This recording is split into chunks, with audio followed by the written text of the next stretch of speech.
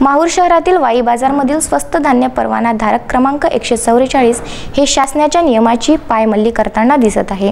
एकूण 3 राशन परवाना धारक येथे आहे, मात्र यातील एकच परवाना धारक नियमांचे उल्लंघन करताना आढळले।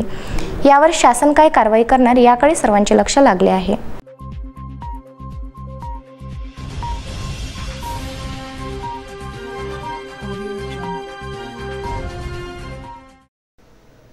संचारबंदी काळात सर्वसामान्य रोज मजुरी करणाऱ्या कामगार वर्गाचे हाल होऊ नये या दृष्टिकोनातून शासनाने दरमहा स्वस्त धान्य वाटप करण्याचे निश्चित केले आहे। सोबतच धान्य वाटप करताना सोशल डिस्टन्सचा दंडक देखील घालून दिलेला आहे। असे असताना सुद्धा वाई बाजार येथील रास्त भाव दुकान क्रमांक 144 परवाना धारक उस्मान खान चांद खां पठाण, जे की सातत्याने संचारबंदी व इतर कायद्याचे उल्लंघन करत असताना ते रास्त भाव धान्य वाटपातही वादग्रस्त ठरले आहे।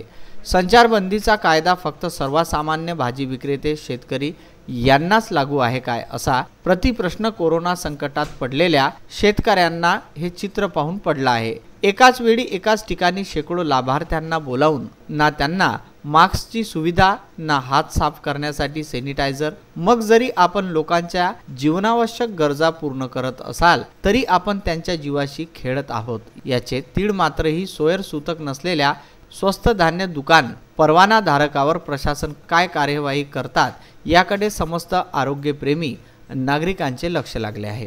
वाई बाजार येथे एकूण 3 स्वस्त धान्य दुकान परवाने धारक आहेत। त्यापैकी वाई तांडा येथील 231 परवाना धारक दुकानदार लोकांना घरपोच राशन पोहोचविण्यासाठी सुविधा उपलब्ध करून देत आहे, तर नामदेव किसन जाधव या 143/1 परवाना धारकाने सोशल डिस्टन्स मध्ये टप्पे टाकून स्वस्त धान्य वितरित करत आहे। या दोन्ही परवाना धारकांनी अतिशय नियोजनबद्धरित्या संचारबंदीचे उल्लंघन होणार नाही या बाबीची दखल घेऊन नियोजनबद्ध पद्धतीने धान्य वाटप करीत आहे।